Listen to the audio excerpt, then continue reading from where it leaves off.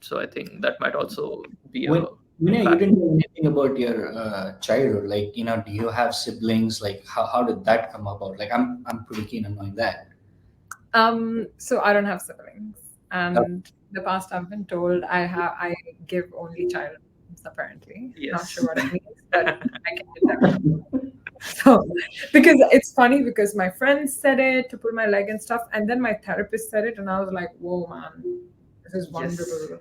You're Yes. saying it." Yeah, only kid. I lived a really large part of my childhood with my grandparents because my mom is a doctor and she works as well, and she had her own clinic. So she was quite if anything, I feel like my mom is actually a pretty balanced person emotionally and logically. She can be very emotional in some situations and quite logical in others. Um, and I feel like I'm kind of that as well. Um, but yeah, so I grew up with lots of emotion because I grew up with my grandparents. They would feed me, take care of me, really allow me to express myself. There was lots of stories and singing and dancing, and even mom was emotional. And um, my yeah, I lived away from my dad for most of my very tiny childhood, and then when I grew up, he was around. But what that meant was when I met dad, it was like a party. I didn't see the realistic part of having a dad for a very long time. So I think everything was very flouncy for me. And yeah, it was like a big safe net.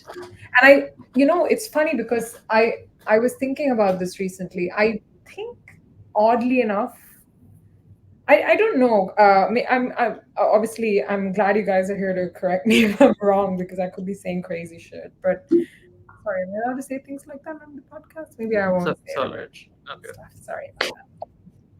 But like, I feel like majority of society, at least the part of society which involves studying and making money, it's almost like it's built on a structure that encourages logic, it and suppresses emotion.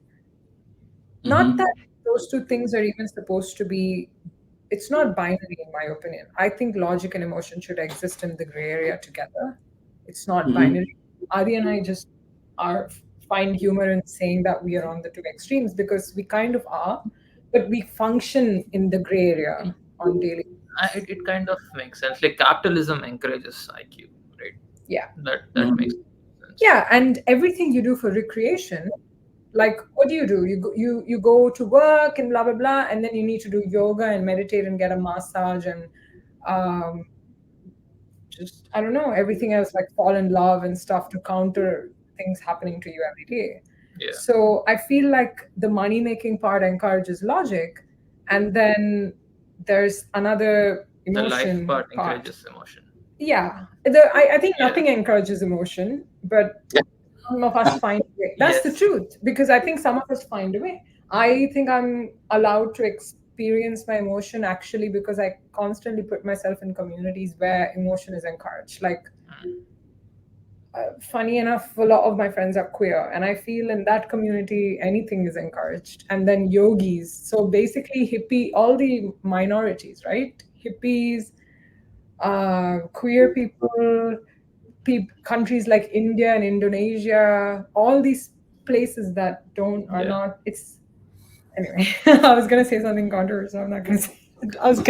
I can say it. This is not going live, right? This is not going live, but it will go on the Weird YouTube though. guy. But Oh, yeah. okay, cool. Sorry, I'll tell it private. Okay. My humor can be a bit. Anyways, so yeah, you make a good point. Like I feel like I believe this in everything. Though you need balance in everything. Like a small story to say balancing it out was I wanted to I wanted to really be a monk when I was certain age, and I was not too old for it as well. Aditya, have I told you this story though? No. No. Okay. Um, so I think I was in my 11th or 12th, and I wanted to be a monk, and I was reading all these crazy books.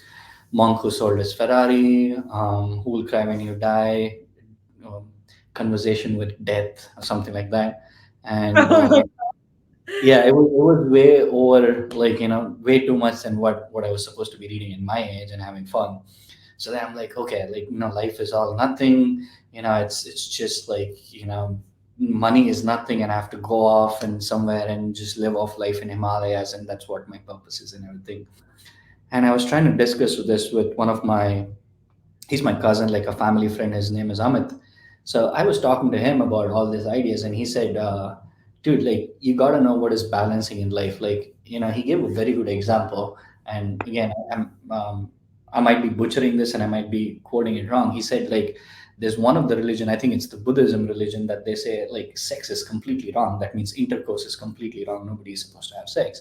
He's like, if you do that, there's no population growth at all. Like, it's in the end of humanity.